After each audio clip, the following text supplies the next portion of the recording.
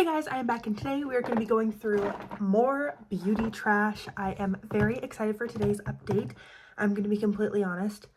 I can't remember what I included in my last empties. I'm pretty sure I've separated things correctly. If I accidentally redouble something from my last empties video, I'll link my empties playlist down below. I'm sorry, my organization skills were not up to par. I'm pretty sure that I haven't talked about most of these things. There's maybe like one or two that I've doubled up on. So without further ado, let's hop straight into this video. I'm gonna get some of the boring things out of the way. I've gone through a lot of deodorant. Clearly I have a type with deodorant. I just have like sensitive skin. This one doesn't irritate my skin. Is it like the best, most stink-proof deodorant in the world? No. But like, it doesn't irritate my skin. I like the plastic free, and I'm okay applying deodorant maybe once every, like, morning and night instead of once every 24 hours.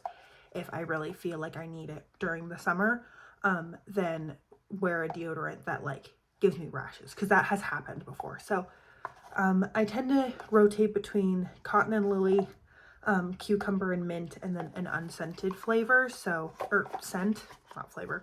So those are the three that I kind of rotate through. And obviously it's been a while since I filmed an empties because I have 3 empty deodorants. And then for body care, I have this Bath & Body Works Dream Bright Aloe and Vitamin E shower gel. I just had a bunch of Bath & Body Works shower gels floating around, and I've been working through them slowly. This is the only one I had of this scent, and it was nice. I don't know if I would ever repurchase that scent specifically. I tend to like citrus scents more than anything else, but it was like fine. It didn't like irritate my skin or anything. And then toothpaste. I have a full size and a mini of this Sensodyne Pro Enamel toothpaste for sensitive skin, or sensitive teeth. Oh my god. Everything about me is sensitive, apparently, including my feelings. And so I like this toothpaste. My teeth, I don't get like that feeling of irritation when you eat something really cold when I use it. And I don't know, I enjoy it, and the flavor's not terrible. I don't like toothpaste that are like super gingery, so yeah, it was that one's fine.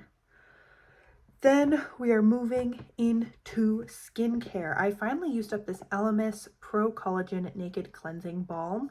This I opened when I moved into this apartment, and I finished it, I'd say a month or 2 ago, so it lasted me about 6 to 8 months, give or take.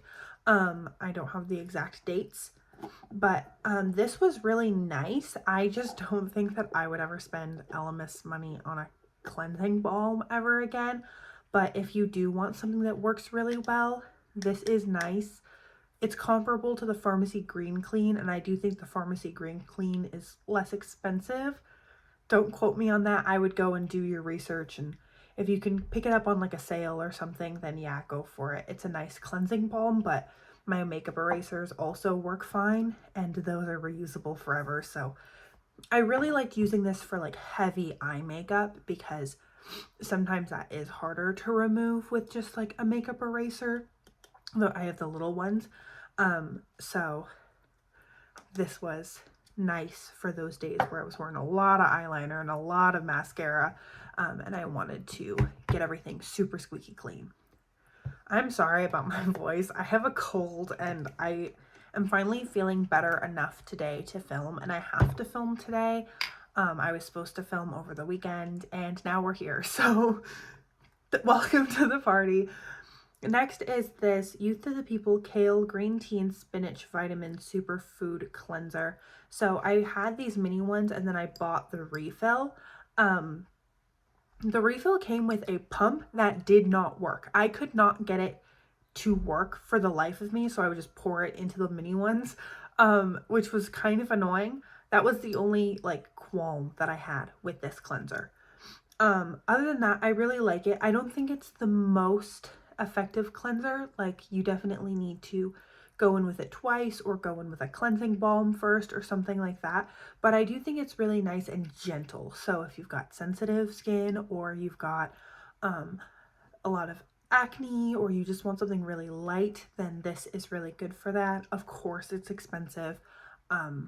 You know, shop sales and all of that. If that's what you need, I maybe would recommend buying the sample size, seeing how you like it, and then moving forward with it. Some people really value cleanser because they're like, oh, it's what really gets your skin clean. That's where you invest your money. And then some people have the like idea or ethos of cleansers on your skin for like 30 seconds, go cheap, and invest in things that sit on your face for a much longer time.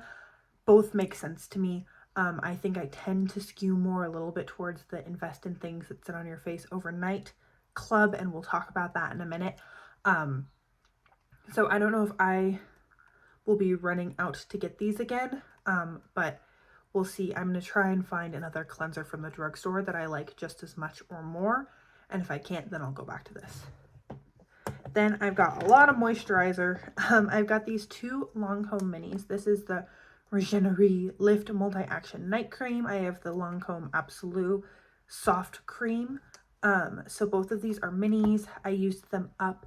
Lancome stuff tends to be like really heavily like floral fragranced. These are fine. It's not like my favorite thing ever. This is not something that I would repurchase, but if I got them as like a free gift with purchase, I would definitely use them. I don't hate them. I just don't think that it's like the best moisturizer in the world, because I think I found the best moisturizer for my skin that exists. So these are fine. Again, if you're really sensitive to smell or you are really sensitive to fragrance in products, this is not for you. But they're okay. My favorite of the Lancome creams is the day cream because it has just a little bit of SPF in it, and I feel like the scent isn't as noticeable, and so that's the one that I like would pick from all of the ones that I've tried. I'm still working through the day cream actually, but as far as like any of the other ones, I think they're fine, but I don't think they're necessary. Moving on to what I think is the best moisturizer for my skin is this Used to the People Super Berry Hydrate and Glow Dream Mask. I have repurchased this a couple of times now. I'm working through some of the moisturizers that I've gotten. I'm almost done with my moisturizer, and then I have another one that I bought, or I got during like a VIB sale or something like that, that's on deck. I notice when I stop using this that my skin is more dry, more sensitive. I get less compliments on my skin. Not that like compliments are the way to gauge everything, but you know, like if you grew up with not great skin, like in puberty, if you went through that feeling of like, everything I do, I'm doing all the things that they tell me to do, and I still am having XYZ issues. I would have dry patches and a lot of like breakouts. And adults would say to me like, well, why don't you wash your face? And I'm like, I am. Like, I literally am doing everything that people tell me to do. I've got the salicylic acid. I've got the benzoyl peroxide. I've got moisturizers. I'm using a gentle, like I'm doing all the things. I went through that. And then I kind of like went through a period of really bad skin when I first went to college, and then it cleared up. And since then, I feel like I've had pretty manageable skin. I do get rashes sometimes on my face, and my skin issues are heavily lessened when I'm using this. It doesn't break me out. It keeps my skin hydrated. I don't feel like I have to use a bunch of other serums and masks and all of that to keep my skin feeling fresh and balanced when I'm using this. It's like a one-step cleanser, this, done, and I never feel like I have to do anything else. So I will continue to repurchase it. It's my favorite moisturizer. It is expensive, but they have a mini of it if you would want to give it a try.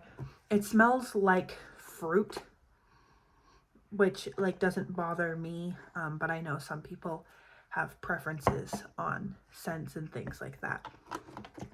Now we're moving on to makeup. One thing that I can't remember if I talked about in my last empties or not is this Ulla Hendrickson Banana Bright Face Primer. I think I did, so I'm just going to gloss over this. I loved it. It's one of the few primers that I used up naturally without project panning it. It's great. It also tastes good. I had a couple people be like, why does your face smell good? If like I would put this on and they'd give me a hug or kiss me on the cheek or something like that, they're like, your face smells good. It's this. And I really liked it. It made my skin feel nice. Okay, then something else that I think I have not covered, MAC's Prep and Prime Fix Plus Spray. This is a little mini. The minis are kind of a joke because it takes like 3 uses to use them up, but this is good. MAC's Prep and Prime Fix Plus has been like a cult favorite for years for obvious reasons. I think it's nice. I just don't use setting and rehydrating sprays on a daily basis. Next is this NYX Can't Stop Won't Stop Contour Concealer in the shade Pale. This is super pale. I use this by mixing it in with other products. I originally got it for like a Halloween costume, so it's not something that I like would ever repurchase this in this shade, but I've used this concealer in other shades. It's nice. It oxidizes a little bit and it's a little bit dry / matte. So it's not my favorite drugstore concealer, but if I was in a pinch and I needed to run to Ulta really quickly, I could easily grab another one of these. Next is this Cargo Cosmetics Swimmables eyeliner in the shade Karen Beach. It was Karon. I think that's Karen. It was nice. It was a pretty purple color. It got completely dried out. Cargo Cosmetics is no longer an existing brand, so this was just something I wanted to use up and move out. But I do think that their Swimmables line is one of the best eyeliners that has ever existed. They would just like cement to your skin, not budge. And they were, in my opinion, like pretty easy to work with. You would just warm it up on the back of your hand for a little bit and then apply, and then it was good to go. I rarely had issues with them bleeding or flaking or anything like that. And now you can't buy them anymore, so it is what it is.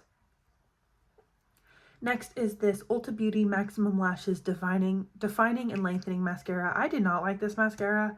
I thought it was crappy, and then when it started to dry out, it would flake everywhere. So yeah, I feel like I couldn't build with this. It would kind of just like make my lashes look meh. And I started using it in conjunction with an eyelash primer, and that made it a little bit better. But I want like a fanned out fluttery lash. I don't like the mascara I'm wearing today either. And this just couldn't do that. And I was thinking like Maximum Lashes Defining and Lengthening. That'll like give you defined, lengthened lashes. Nope, it just kind of like covered it. Also, I feel like the spikes on it are really long, and I would very frequently stab myself in the eye with it because it's not like, yeah, because just the little bristles are too long for a mascara for like an average person's eye, I feel like. I did not like that one. Then we have this Buxom Full On Lip Cream in the shade Dolly. I did project pan this. I really liked this.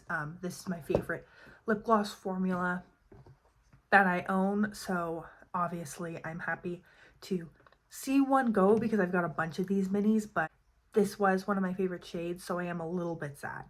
Then the last is this Eyeler x Talia or X Talia City Cool Faux Mink Collection Lashes. This was like a 3/4 lash. I thought it was okay. It's just one of those things where it was really long for a 3/4 lash. I feel like I was hoping for something a little bit more natural looking, just because like when it's only supposed to be kind of on the outer portion of your eye, when you go from having like no or very small lashes to suddenly really long lashes, it definitely like took a while for me to get the hang of applying them, but they were fine. Eyeler lashes in general are pretty good. Not the sturdiest. I definitely threw them out after wearing them like 3 or 4 times, whereas my MAC lashes I can wear like 20 times. So these ones definitely started to fall apart a little bit sooner, but maybe I just suck at cleaning them and like put too much glue on them or something. So take that with a grain of salt. I am not a lash expert. So that is everything that I have for today's video. Thank you so much for joining me. I hope you're having an incredible, awesome day so far. I will link my Empties playlist down below so that you can get all caught up on all of the empties that I've done so far. I'm sorry if I repeated products. I'm going to actually like go through and recycle and get rid of things now. And so hopefully that will not happen in the future. So that is everything. Have a great one, guys. Thank you.